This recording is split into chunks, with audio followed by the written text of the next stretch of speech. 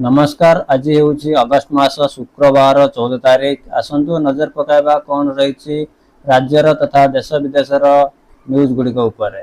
प्रथम खबर, ओडिशा रे डबल लघुचाप जो वर्तमान प्रबल अति प्रबल वर्षा जारी रही। भारतीय पाणीपाग विभाग आईएमडी सारा राज्य पर रेड अलर्ट जारी करिछि। बंगोपसागर रे पछकु पछ दुईटी सक्रिय पाणीपाग प्रणाली सृष्टि हेबा कारणरू राज्य रे एभली स्थिति उपजिछि।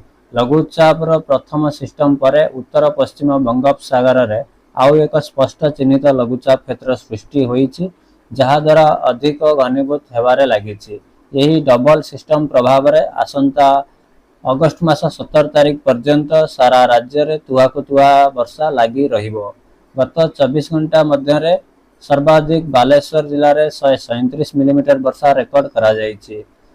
विशेषकर मयूरभंज, बालेश्वर, केन्दुझर, कटक, जाजपुर, केन्द्रापड़ा, ढेंकानाल आदि जिले में भीषण वर्षा विपर्यय सृष्टि करिछि।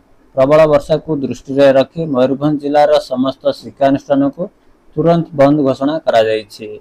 बन्या आशंका क्रमागत भावे वर्षा जोगु बुढ़ाबलंग और जलका भली नदी गुड़िकर जलस्तर वृद्धि पाउछि, जहा फल उत्तर ओडिशा रे बन्या परिस्थिति सृष्टि हेबारे भय रही। समुद्र उपकूलवर्ती अंचल रे घंटा प्रति 30 रु 40 किलोमीटर बेगर पवन बहिबार संभावना रही। सहित घड़घड़ीर मध्य संभावना रही। समुद्र अशांत थिबारु मत्स्यजीवी मानकु समुद्र मध्य को न जिबा पई कड़ा निर्देश दिया जायछि। परवर्ती खबर, ओडिशा रे राशन कार्ड धारी बड़ खबर। मुख्यमंत्री अन्नपूर्णा योजना एवं नुआ ई-केवाईसी नियम लागू करिसेंती। योग्य गरीब परिवार को सुरक्षा देवा सह अयोग्य हिताधिकारी को तालिकार बाद देवा पई सरकार प्रक्रिया कड़ाकड़ी करिसेंती। यदि मुख्यमंत्री अन्नपूर्णा योजना 5 किलो अतिरिक्त चाउल दियंती, तेबे राज्य सरकार घोषणा अनुसार हिताधिकारी माने वर्तमान पाउथिबा चाउल व्यतीत मुंड पिछा अधिक 5 किलोग्राम चाउल मागणारे पाइबे। यही योजना द्वारा राज्यर प्राय 1.96 कोटी रु अधिक लोक उपकृत हेबे।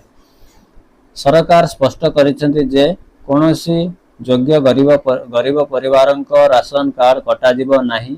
सरकार जांच पर प्राय 8 लाख रु अधिक अयोग्य बा भूत कार्डधारी कार्ड बातिल करा जायछि। केंद्र सरकार नियम अनुसार ग्रामांचल रे मासिक 15,000 टंका एवं सहरांचल रे मासिक 20,000 टंका रु कम रोजगार करुथिबा लोक एही सुविधा पई योग्य विवेचित हेबे। जदि ई-केवाईसी नुआ सिस्टम रे करा जाए, तेबे राशन कार्ड सह समस्त सदस्यों आधार कार्ड संयोग बाध्यतामूलक करा जायछि।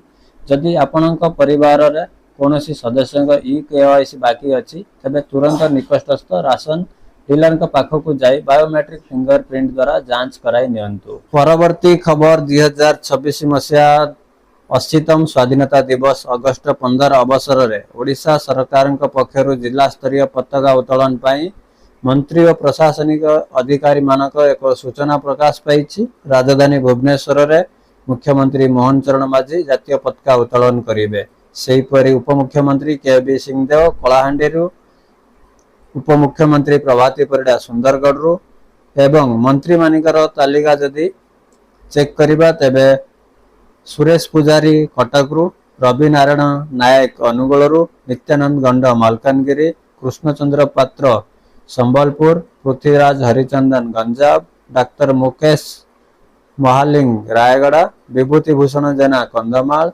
डॉक्टर कृष्णचंद्र महापात्र खोर्धा, गणेश राम सिंह खुंटिया पुरी, सूर्यवंशी सूरज बलांगिरी, प्रदीप बल सामंत बालेश्वर, गोकुलानंद मल्लिक गजपति, संपत चंद्र स्वयं कोरापुट। सेहीपरि बाकी रही अन्य समस्त जिला गुड़िक